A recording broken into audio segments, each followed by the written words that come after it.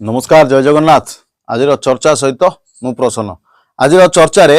पुणी फेरिबा नुआपड़ा उपनिर्वाचन को उपनिर्वाचन रे कहार भोट केउ आड़े जाउची एवं कहार समर्थन अधिक रहउची ताकू नै आज आलोचना रहिबो। आज प्रसंग रही जे बीजेपी आड़ को ढलुची यादव भोट। जेतबेले सारा देश रे आमे नजर करिबा सेतबेले आम नजर को आसीबो जे यादव लोक रही यादव रो जो नेता माने रही से माने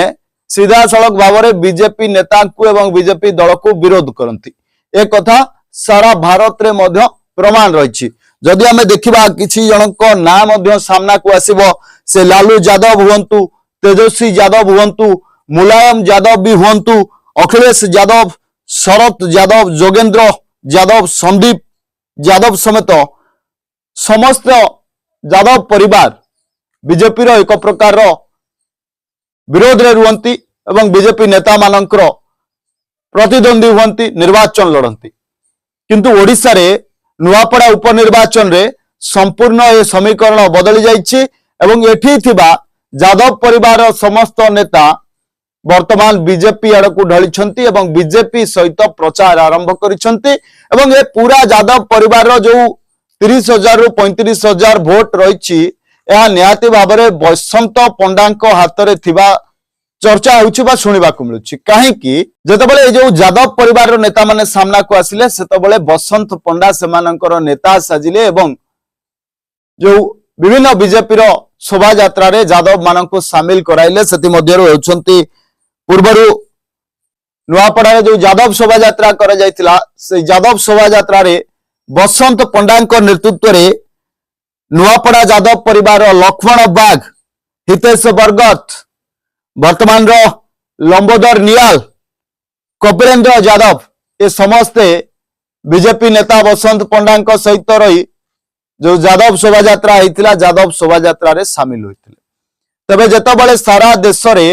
ए यादव परिवार भारतीय जनता पार्टी को विरोध करुछि, ओडिशा रे किंतु समीकरण बदलिछि। ओडिशा रे भिन्न एक समीकरण तैयारी करिसंती बसंत पंडा, जहां नहीं एबे चर्चा मध्य शुणा मिलूँ जे बसंत पंडा हाथ में जो यादव भोट रही 30 रु 35,000 भोट नुआपड़ा निर्वाचन मंडली जो उपनिर्वाचन होउछि 30 रु 35,000 भोट वर्तमान सुधा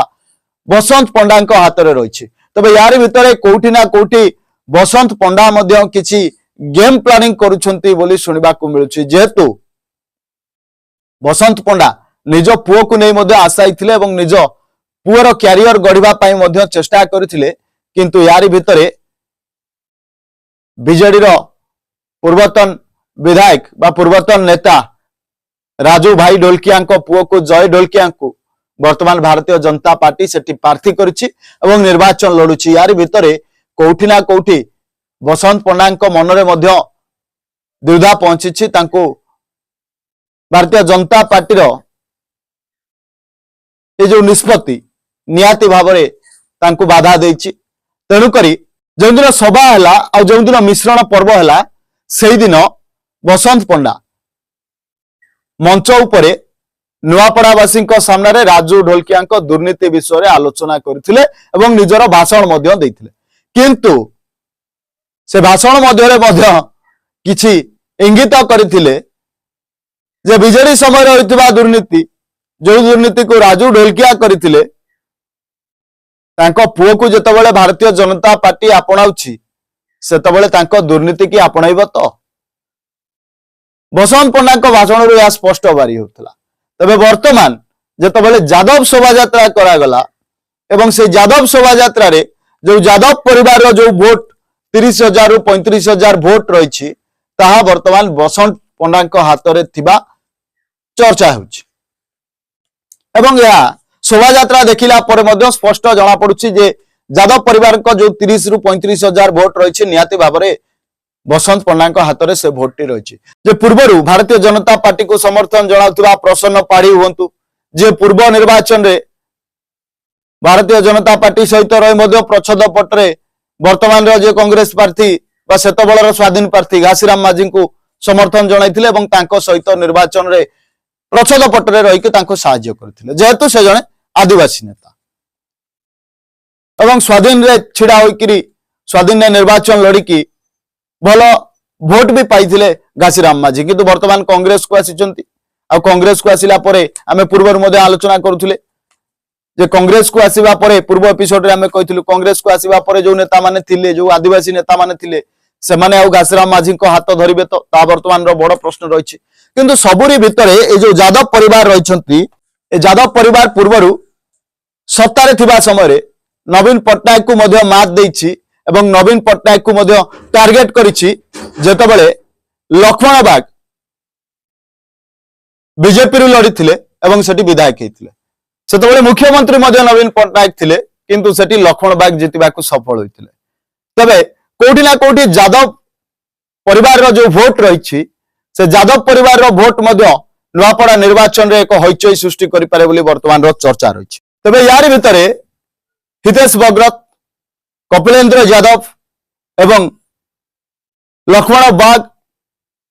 जे रहिछंती जे लंबोदर नियाल जे रहिछंती से मध्य बीजेपी सहित रहिछंती बोली निजको स्पष्ट करिछंती एवं जो यादव शोभा यात्रा हेतिला यादव शोभा यात्रा रे बीजेपी नेता मानक सहित जोग देई स्पष्ट करि सारिछंती जे नुआपड़ार यादव परिवार एबे कोठी ना कोठी बीजेपी सहित रहिछि एवं बीजेपी को यादव परिवार रो वोट मध्य जाउछि जेतबेले सारा देश रे गोटे बड़ परखिबा जिनिस होउछि जेतबेले सारा देश रे यादव परिवार भारतीय जनता पार्टी को विरोध करुछि सेतबेले ओडिशार यादव परिवार